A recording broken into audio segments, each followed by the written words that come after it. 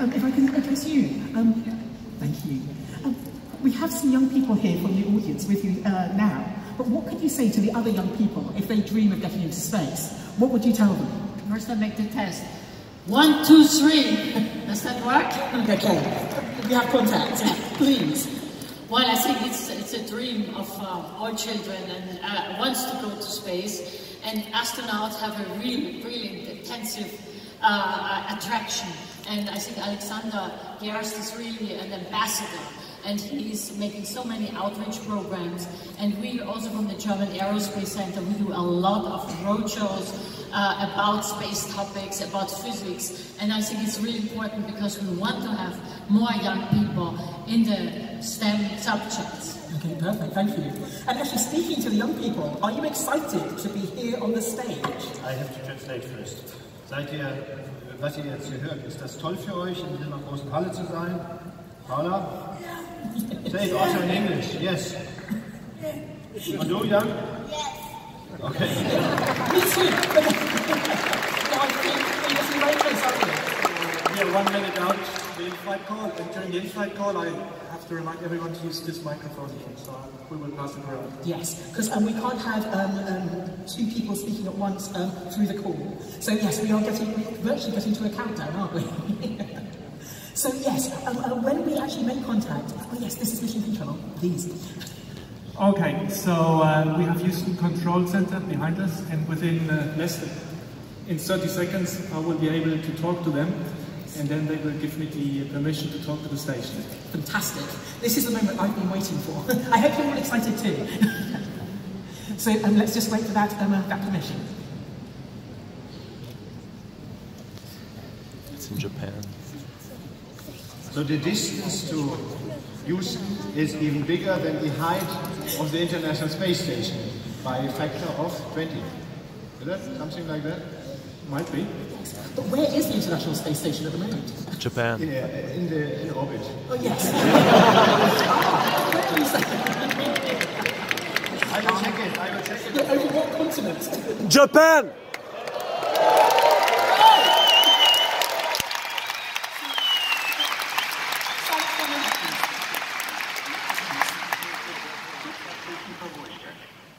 Station Lisa PAO, how do you read me?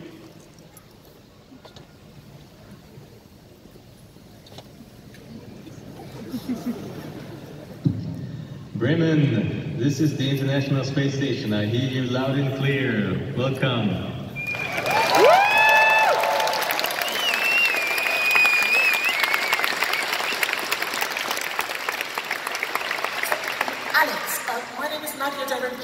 I'm a British space scientist and I'm very excited.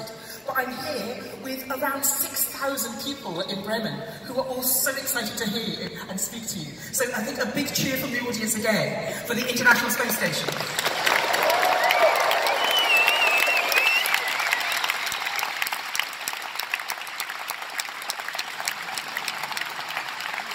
Now, as our call is only 20 minutes, I will pass straight on to the questions. So would you like to ask your first question? Hallo Alexander, hier spricht Jan aus Berlin. Wenn du nachher das Kommando übernommen hast, ändert sich dann irgendwas in deinem Alltag und hast du weniger Zeit für Experimente im Columbus-Modul? I should translate it first. Hi Alex, if you are now changing to be the commander of the station, you will have less time to do real work, or what is your life there? Wait. Yes, well, first of all, big welcome again on the International Space Station. It is an honor and a pleasure for me to talk with you today on the German National Day, of course, and also an important day for me. As for your question, as a commander on the International Space Station, of course, we still have to do all the jobs that the other crew members have to do as well, which is watch out for the station, do maintenance and repair work, and of course do experiments, which is one of the most important things that we do up here. So even after I'm a commander, I will still do experiments here in the Columbus laboratory. But of course, in addition to that, I have a few added responsibilities.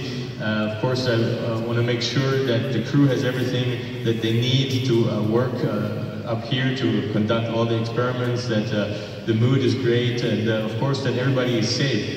That's one of the most important parts of the job as a commander. So my personal goal is that at the end of this expedition we get our experiments done, the space station is in a good state, we preserve this fantastic machine, and of course the most important thing is that we all come home as friends.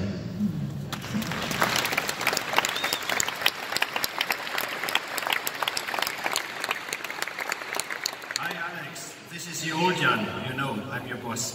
So Alex, I have close to me Paula. Paula was in a similar situation as you, because she already did a parabolic flight. And Paula would also ask you a question. Please, Paula.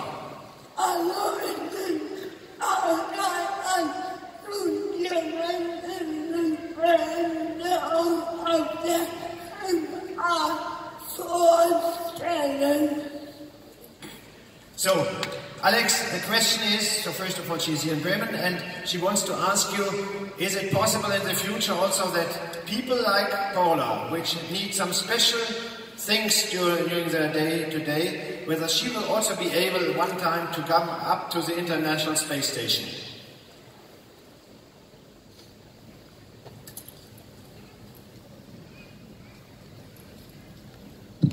Hello, Paula. Thanks for coming to this great event today, and thanks for the great question. You know, when I was a child, I always dreamt of going to space, but there were many people who said, no, it's unlikely, you won't go to space, and as an astronaut you have to be perfect, and you have to do this and that. So I actually thought, I won't be able to fly to space, I won't be an astronaut because I can't do it. So, well, here I am. It was a big surprise for me that in the end it worked out. Sometimes in life things work out if you keep your dream going, if you believe in it. And well, sometimes things go much easier than you thought. Especially since I've heard you already have experience flying at a parabolic flight. So I think you would be fine up here in space.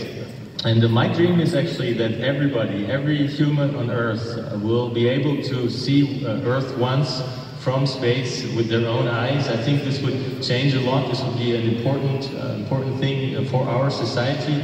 And maybe there's a chance, you know, spaceflight right now is somewhere where the aviation industry was maybe 100 years ago, right? So it was expensive to fly and only some people could do it, and it was dangerous as well. And then that developed into a different industry, of course, a different way of flying. Like nowadays, almost everybody can afford to fly in a plane. And my hope is, and I think that's a realistic hope, that the spaceflight industry will also progress towards that direction. So who knows? I think there's a realistic chance that you will fly to space one day, and that's why it's always important to keep that dream going, to never let go.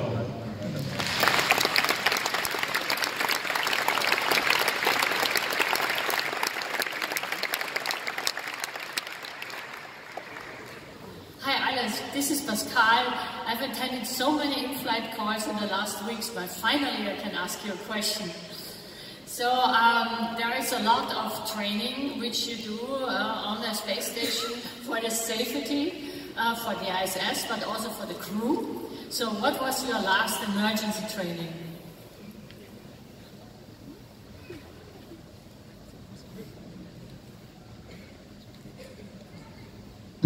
Hi Pascal, it's funny that you should ask, because I just finished the last emergency training 10 minutes ago. In this case, I actually had to conduct it with my crew. I led the training. It's an emergency review because with the other crew leaving tomorrow, we will only be 3 people up here in space, 3 people on the International Space Station, and that of course changes the way we react to emergencies. We just have less people, so it's even more important that everybody knows exactly what their role is if anything happens, like a fire or a depressurization of the atmosphere. And that's what we trained actually today. Then we have other training up here in space. We keep proficient on our skills working with the robotic arm that's on the outside of the space station. We keep proficient on emergency descent in the Soyuz capsule, that's our rescue capsule. If something really bad happens and we have to come back home quickly from the International Space Station, we have to be proficient on how to steer the Soyuz into the atmosphere. So this is all training that we do up here every day, and that shows that in our job, and I guess it's the same in many of your jobs as an engineer, you have to train to keep proficient. So it's nothing else for us up here.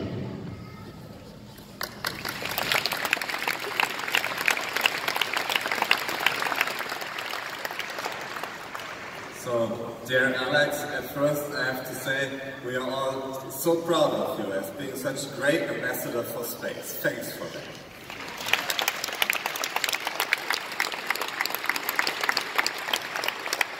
And so as we had the opportunity for a talk already, I asked the community on Facebook and Instagram so if they had a question. And there came a lot of ideas. For instance, will Fortuna Düsseldorf keep in first class? I mean, that's obviously will.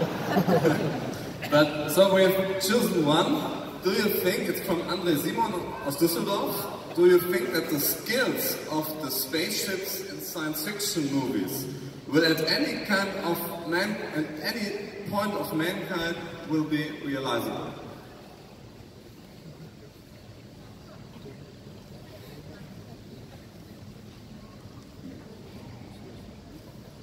Well, I think that's a difficult question to ask. Of course, there's a wide range of what like spaceships can do in science fiction movies. So if I understand the question right, is will our ship or the ships that we build in the future do something like that?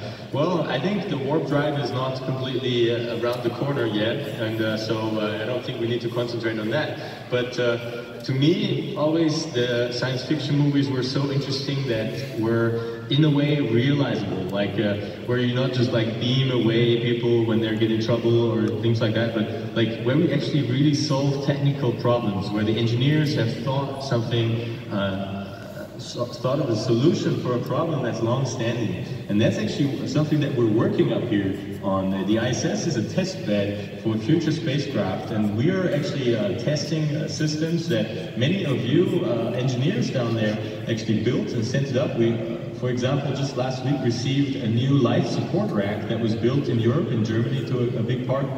That is a next generation life support system, which is something that we need to include in the spaceships of the future. If we go to the moon and the Mars, we need reliable, closed life support systems, and that is something that we test up here. So in a way, we are actually working on a test ship that lets us realize, that lets us build the science fiction ships of the future, mainly meaning taking the fiction out of the science fiction. So that is something that I see as the key element to developing next steps out into space, and of course that's, for me as a physicist, really, really interesting to see.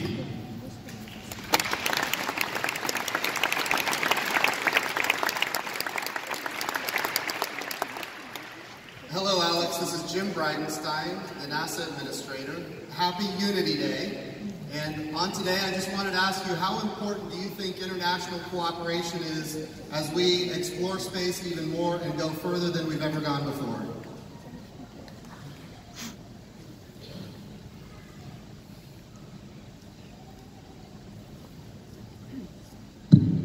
Yeah, Jim, that's, I guess you hit the most important point here. That is, I guess, obvious when we're up here. If I look around, right, I'm in the European module, but that's docked to an American module. Behind that, there's a Japanese module, then there's another US module, and then there's a Russian module, and so on, right? We live in this amazing machine that was built by, I read, about 100,000 people built this machine. So far, we've conducted about 3,000 experiments, a bit more up here in the lifetime of the ISS, and individuals or experimenters from more than 100 different countries participated in scientific experiments up here. That means like more than 100 nations have benefited from the ISS. And it's obvious that this is a machine, some say it's the most complex machine that humanity has ever built. No single nation could do that alone. It would be next to impossible to do that. By putting our international, sometimes discrepancies aside and focusing on what unites us, our common visions, putting that together, enabled that to build this machine. And if you think about it, I mean, those modules that we stuck together in space, they were never stuck together before on Earth. They were never tested to see if it fits, right? 1/100th of a millimeter, something going wrong and they don't fit. Well, some people said it's not doable. You can't assemble such a space station up in space at 28,000 kilometers an hour, coming from different continents. Some said it's not possible. Well, here we are, and that is a sign of what international cooperation can do. And also, that of course points in the direction that future cooperation has to go. We need to keep our visions. We have to work together to enable those big, not only space stations, but those big exploration goals, the next step out into space. So international cooperation will be the key for getting further out into space.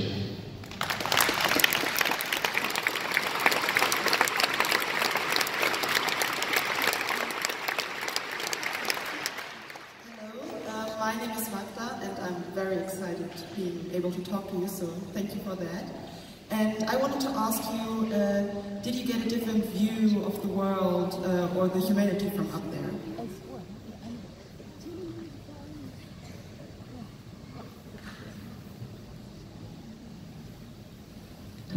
Hey Magda, yes, I think you hit another really good point.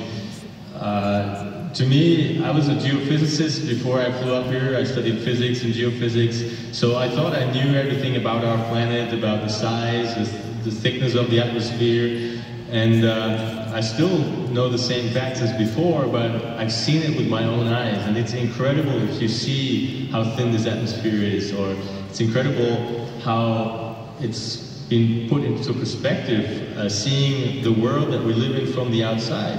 When I grew up, I actually always thought space is a special place. I thought being in space must be so special, must be so special. Well, what I learned up here as the very first thing is that space is, well, pretty large and empty, and that the actual special place, that is our Earth down there. That is the place that we all come from. That is unique. We don't have a planet B. So that's one of the first lessons. Also, if you look at the Earth from the outside, it looks rather small all of a sudden. Something very big becomes small in light of infinity. And that changes my view on, well, what we can do with this little planet down there. That all there is, right, atmosphere, resources in the ground, anything that we have down there is limited. Well, you could say, yeah, we know that everything is limited. Well, if you see it from the outside, it's scary on how limited that is, right?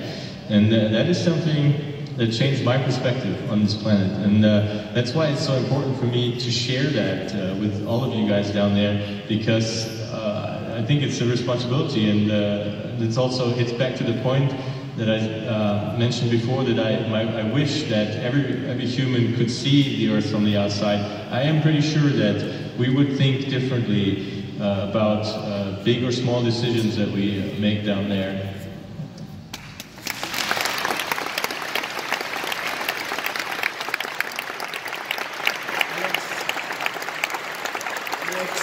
Maybe you could not hear that you always got a big round of applause for what you were saying.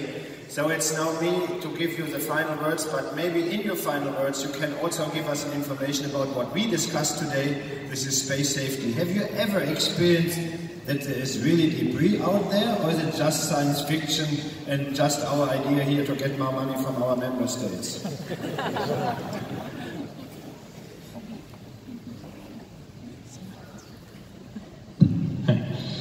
No, Jan, space debris is very real. If I look out any window, and if the sunlight falls in the right direction on the window surface, I see that the surface of the International Space Station, including the windows, but all the other surfaces, they're plastered with like mini little impact craters. Like every centimeter or so, you can see a tiny little crater. Sometimes they're even bigger. Like we have one in the cupola window that's a few millimeters in size. I had one in my last Soyuz in the window. Of course, we have protective panes that can cover that up to a certain size. But it makes you think, well, if that little particle that hit this, say, 5 millimeter crater in the window on the outside, what if that was a little bit bigger? And of course, I mean, we know, right, there's been satellites being taken out by space debris. So that is really an open flank that we have. We have so much valuable infrastructure up here in space, and also the prospect of flying to space is something that is endangered by space debris. If we let that grow too high, too far, then we cut off our access to space, and that's a huge economic impact. That would be a catastrophe for humanity, and that's why it's a good initiative to work on that, because really we need to close that open flank, and yeah, it's very, very real.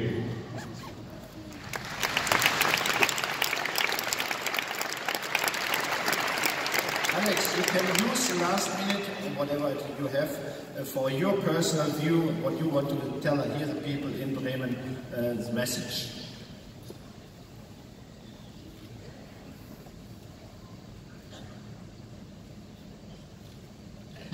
Thank you, Jan. That's indeed something that is close to my heart, to be speaking with you, because we talked about the vision before.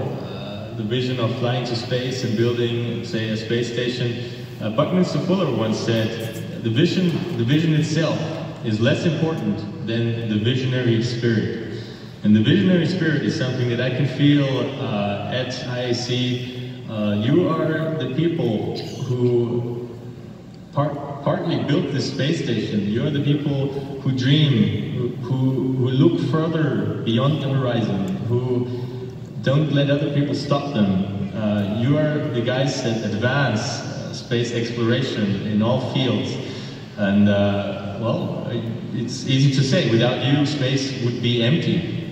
So I want to encourage you to go on with this, because ISS was once only a daring vision, and now it's real. The same thing is right now happening with the Gateway. It was once a daring vision, and now we and many of you built that amazing new station to make it real. And we need you to dream further beyond that. What's going on? What's the next step out there in all fields? Like, I'm not only talking about walking on the moon or on Mars, but in any space-related field of technology, it requires keen thinkers who think beyond the horizon. And that is you, and I thank you for that, and I encourage you to go along, because in 10,000 years, if humanity still exists, our time will be remembered as a time of spaceflight, where the humans